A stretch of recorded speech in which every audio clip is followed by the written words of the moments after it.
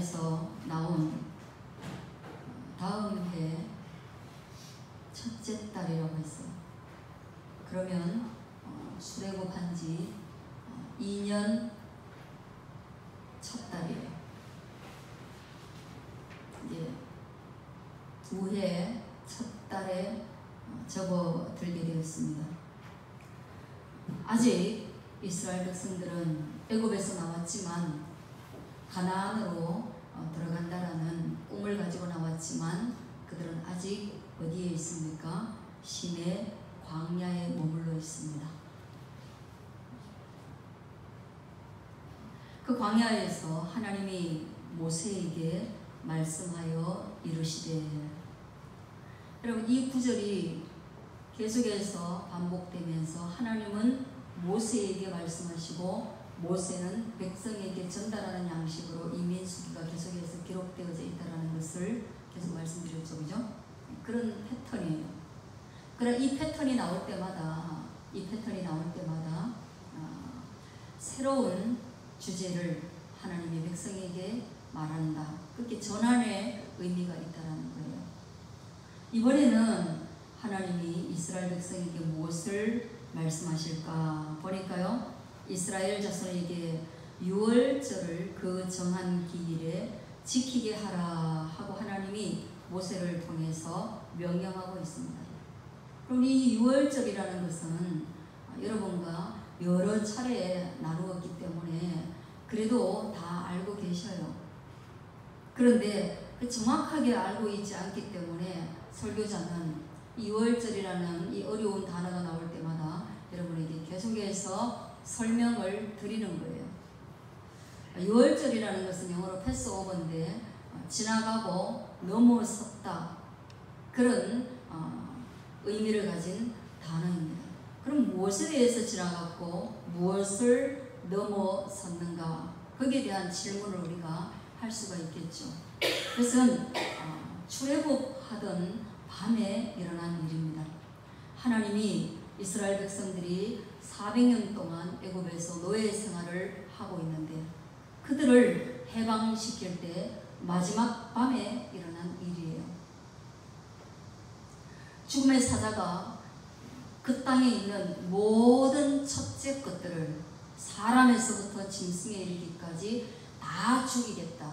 높은 자에게서부터 시작해서 낮은 자에 이르기까지 그 첫 것은 다 죽이겠다. 그렇게 선언하셨습니다. 왜냐? 그거는 애굽의 사람들이 이스라엘 백성들을 자유인으로 놓아주지 않았기 때문에 이 극단의 방법을 사용하셔가지고 애굽을 손들게 하는 거예요. 애굽은 항복으로 손들게 하고요, 이스라엘은 만세로 손을 들게 하는 거예요.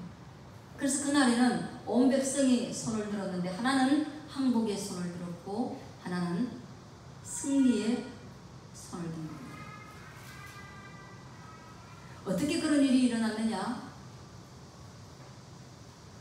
죽음의 사자가 지나갈 때 지나가고 넘어갔는데 어떻게 하면 지나가고 넘어갔느냐, 그 이야기를, 그 방법을 가르쳐 주셨어요.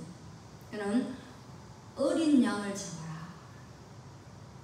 그리고 그 피를 우슬초 가지에 묻혀가지고 너희 문 설주, 양쪽에 문 설주, 문 들어가는 입구하고 문 임방에, 그 위에 임방에 피를 칠해 놓으면 죽음의 사자가 쫙 지나갈 때 피를 보고 여기는 이미 다 죽었구나, 그렇게 생각하고 지나가겠다. 그게 바로 유월절입니다. 그 죽음의 사자가 지나갔으니까 문설주와 임방에 어린 양의 피를 발라놓았던, 하나님의 명령을 듣고 그렇게 발라놓았던 이스라엘 백성들의 장자와 그 재산은 손실을 당하지 않았다는 게 바로 유월절이에요. 할렐루야. 놀라운 날이죠. 그런데 그 유월절을, 그 승리의 절기를 광야에 나와가지고 두 번째 해 첫 해가 되니까 또 그게 돌아온 거예요. 그래서 그것을 또 똑같이 지키라는 거예요. 3절에 보면 그 정한 기일 곧 이달 14째 날 해질 때에 너희는 그것을 지키래. 그러니까 뭐예요? 정한 기일 곧 이달이면 뭐예요? 1월달 14째 날이면 뭐예요? 14일에. 그리고 6월절이 구약 성경에서 나오는 6월절이 몇 월 며칠이라고요? 1월 14일이란 말이에요. 1월 14일. 그때 지켜라. 날짜는 하나님이 그렇게 정해주셨고요. 또 실제로 애굽에서 탈출한 날짜이기도 합니다. 그 다음 방법은 그 모든 율례와 그 모든 규례대로 지킬지니. 그 지키는 방법에 대해서는 하나님이 출애굽기에 그 율례와 규례를 다 설명해 놓았는데 이 민수기에서는 다시 반복하지 않겠다. 왜? 왜 그래요? 출애굽 당시에 이미 다 가르쳐준 내용이고, 모세가 출애굽기도 모세가 기록했고 민수기도 모세가 기록했고, 그리고 매일 그 백성이 그 백성이니까 그를 반복해서 기록하지 않고 율례와 규례대로 이렇게 말하면 다 알아들었다 이 말이에요. 알아들었단 말이에요.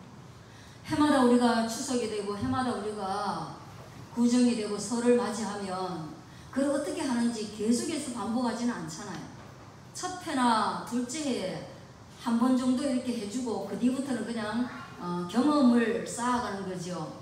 그런 것처럼 6월절도 이스라엘 백성에게는 동일한 겁니다. 근데 어떻게 해요? 우리는 낯설죠. 그러니까 우리는 한번 그걸 되짚어 보자는 얘기예요. 어떻게 합니까? 당연히 어린 양을 준비해야 됩니다. 그 어린 양을 언제 준비하느냐? 출애굽기에 따르면요, 10일 날 가서 점을 찍어놔야 돼요. 10일 날 가가지고 흠이 없는 하나님께 드리기에 그 적합한 어린 양을 체크를 하는 거예요. 이 양을 드려야 되겠다. 그럼 뭐예요? 14일이 될 때까지 계속 그 양을 살피겠죠. 내가 점 찍어놓은 양이 이런 뭐 홍수가 나거나 아니면 또 뭐 서로 같이 있다가 분리해 놓겠지만, 그래 있다가 혼자 가만히 있다가도 다리를 가무쳐가지고 절룩거릴 수가 있잖아요. 그죠? 그리고 그걸 계속 체크하다가 4일간 체크를 하는 거예요. 그리고 그 한 마리당 몇 명의 사람을 하나님이 묶으시고, 그리고 그 숫자가 비면 뭐예요? 이웃 사람을 섞어가지고, 우리 예전에 게임할 때 막 노래하고 빙글빙글 돌다가 5명 하면 5명씩 짝 찍고 이렇게 하잖아요. 그죠? 그러면 한 명이 없으면 옆에 거 데리고 오고 막 이렇게 하는 것처럼 한 마리에 해당하는 사람의 수를 묶음으로 해서 드릴 수 있는 거예요. 그게 모자라면 이 양이라는 것이 재산의 의미가 굉장히 강하잖아요. 그죠? 그러다 보니까 옆에 식구들이 또 남으니까 우리는 하나 남는다. 이게 네가 와서 같이 드리는데 동참하자. 이래가지고 딱 수에 맞게 그 인구수에 맞는 어린 양을 드리는 거예요. 그렇게 해서 14일에는 그것을 잡되, 여기 보세요. 14째 날, 한번 따라해서 그 뒤에 14째 날 어떨 때에 너희는 그것을 지키래? 한번 따라 해질 때에. 예, 해질 때부터 이스라엘은 하루가 시작됩니다. 그 우리는 뭐예요? 우리의 하루는 새벽에 해 뜰 때부터 시작되거든요. 우리의 하루는 해 뜰 때부터 이제 동창이 밝았느냐, 노고질이 우지진다. 소치는 아이는 상기함이 이르느냐, 제 너머 사래긴 밭을 언제 가려 하느냐. 그게 뭐예요? 해가 떴다는 거예요. 날이 밝았다는 거예요. 하루가 시작됐다는 거예요. 근데 여기는 이스라엘은 뭐예요? 저녁이 되고 아침이 되니 이는 첫째 날이라. 그 시작이 뭐에서부터 시작되는 거예요? 저녁부터 시작되는 거예요. 아침이 먼저냐 저녁이 먼저냐? 성경대로 하면 뭐가 먼저입니까? 저녁이 먼저입니다. 여러분, 닭이 먼저냐 알이 먼저냐? 성경대로 하면 뭐가 먼저입니까? 네? 닭이 먼저입니다. 닭이 먼저예요. 어른이 먼저냐 애가 먼저냐? 성경대로 하면 뭡니까? 어른 그 순서는 그런 거예요. 그리고 그 저녁이 될 때부터 유월절을 시작하는 거예요. 그 밤부터 이제 시작하되 어떻게 준수하느냐? 어린 양을 뼈를 꺾지 않고 다음날 아침까지 남김없이 먹어야 됩니다. 그리고 엄청나게 긴박한 상황과 더불어서 성도의 거룩함을 의미하기 위해서 무교병은 뭡니까? 부풀리게 일지 않는 떡. 그게 뭐죠? 부풀리기 그 이름이 뭐죠? 부풀리기 그거 우리 말로 하면 이스트인데 이게 뭐죠 이거? 아 그렇죠, 누룩이죠, 누룩. 아 그게 또 생각이 안 나네. 누룩이 없는 떡이에요. 그러면 여러분 이거 맛이 있어요, 없어요? 누룩을 넣으면 이거 누룩 넣어가지고 부풀어 오를 때까지 기다려야 되죠. 누룩 없이 해야 돼요. 누룩을 넣으면 그것이 과장되다 해서 성도의 거룩을 의미할 때는 성도가 그 어떤 첨가물이 없는 순수한 상태의 거룩을 의미하는 누룩이 없는 무교병을 먹고, 그리고 쓴나물을 먹되 허리에 띠를 띠고 지팡이를 짚고 그것을 급히 먹으라. 그는 뭐예요? 이 해방의 날이 죽음의 사자가 지나가고 나면 탈출을 감행해야 되는 그런 아주 긴박한 상황 가운데 있다. 그래서 그렇게 먹는 거예요. 그게 뭐예요? 우리의 구원이라는 것이 그들이 죽음으로부터 구원받는 것, 멸망으로부터 구원받는다는 것은 무엇입니까? 영원한 사망의 권세, 지옥의 권세로부터 우리가 마치 이 감옥에 있는 죄수가 타러 가는 것처럼, 탈출하는 것처럼 긴박하고 그렇게 순수한 신앙의 고백을 인하여서 이루어지게 되었다. 이 말을 의미하는 거예요. 할렐루야. 우리의 구원도 똑같다는 얘기거든요. 그럼 저와 여러분이 지옥으로부터 구원받은 거예요. 사망으로부터 구원받은 거예요. 그건 어영부영 받는 게 아니에요. 아무 생각 없이 받는 게 아니에요. 우리의 구원 때문에 누군가는 죽어야 되고요. 그 누군가가 죽는데 어린 양이 죽었다라는 얘기를 하고 있는 거예요.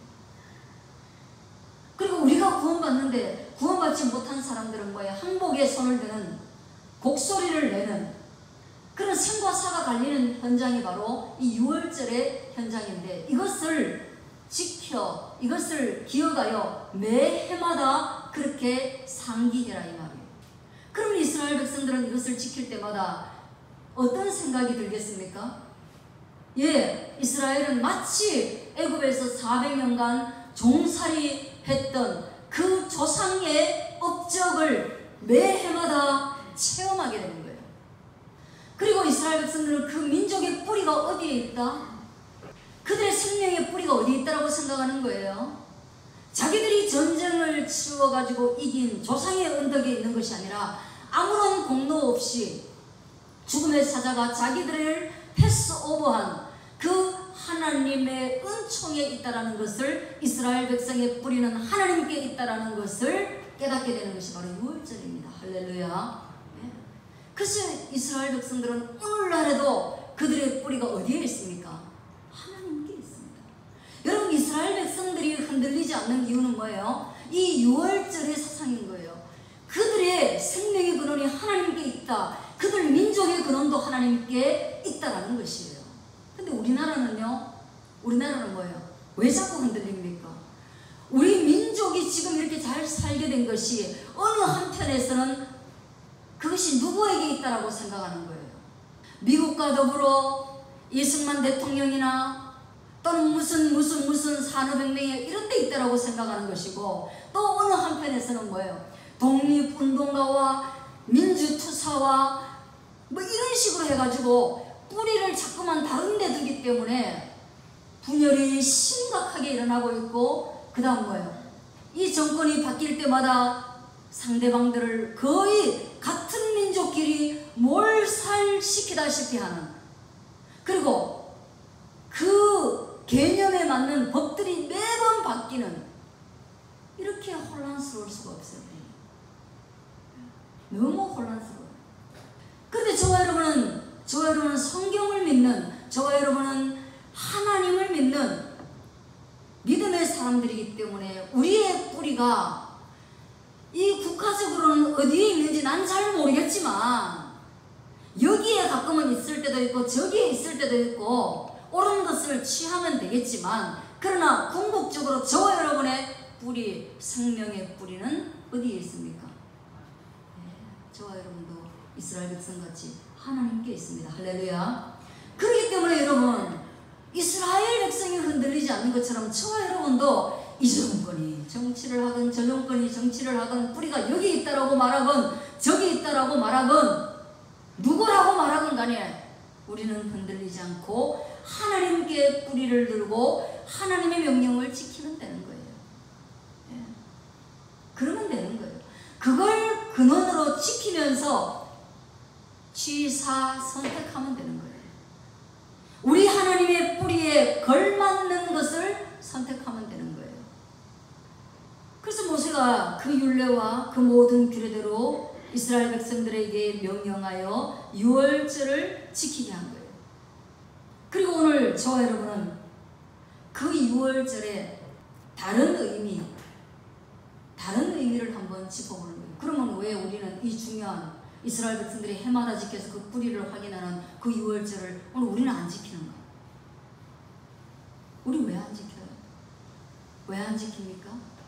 계속 구약과 신약의 관계를 여러분에게 말씀드렸어요. 구약의 모든 명령하신 것이 신약에 와서 뭐예요? 왜 신약이 신약으로 부르게 되었느냐? 옛날 언약, 이렇게 하면 너희를 구원해 줄게. 너희가 유월절을 지키면 내가 유월절에 너희를 구원한 것처럼 매 순간마다 이스라엘 백성 너희를 구원해 줄게. 내가 너희의 하나님이 되어 줄게 라고 약속하신 옛날의 언약이 구약이란 말이에요.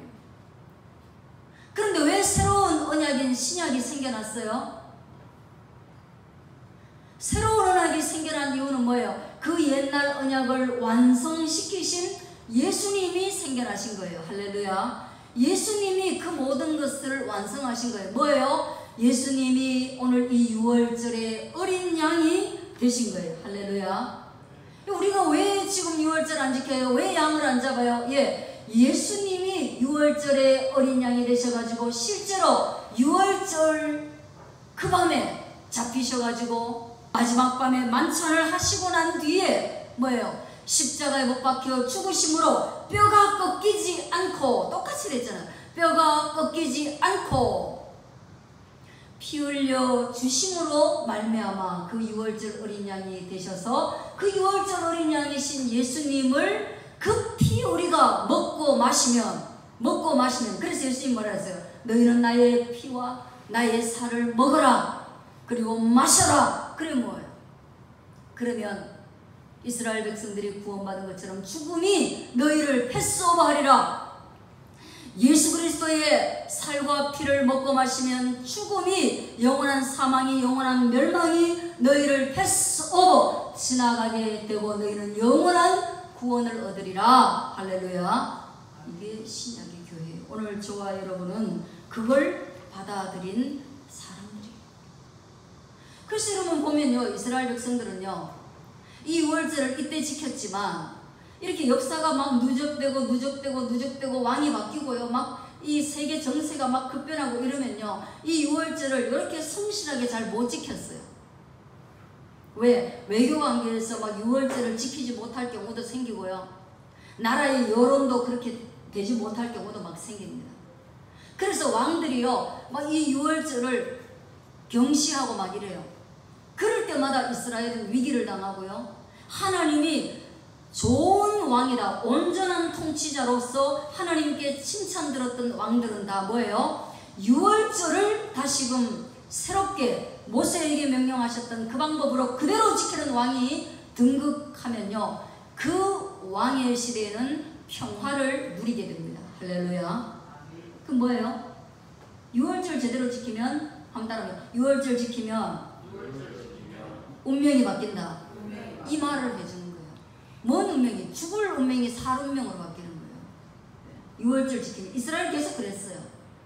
그래서 히스기야 왕도 그랬고, 뭐 유월절을 새롭게 다시 정리하고요, 그걸 정리하기 위해서 성경을 막 낭독하는 거야. 하나님이 이렇게 하라고 말하지 않았냐? 우리도 그렇게 하자. 그렇게 되면요, 이스라엘이 새로워지는 거예요. 전 국가가 새로워지는 거예요. 그럼 반대로 얘기해 보세요. 우리가 지금 죽을 운명에 놓여 있다. 그럼 우리가 어려움에 처해 있다. 하나님으로부터 우리가 선한 성도다, 좋은 성도라고 칭찬 들으려면 뭘 회복해야 됩니까? 유월절을 지켜 회복해야 되는데 지금 우리는 유월절이 없으니까 예수 그리스도가 새롭게 우리에게 생명을 주신 그 부활을 생명의 부활을, 믿음을 회복하면, 부활의 신앙을 회복하면 내 생명이 부활하신 예수 그리스도에게 달려있다라는 그걸 회복하면 바로 유월절을 회복하는 것과 동일한 것입니다.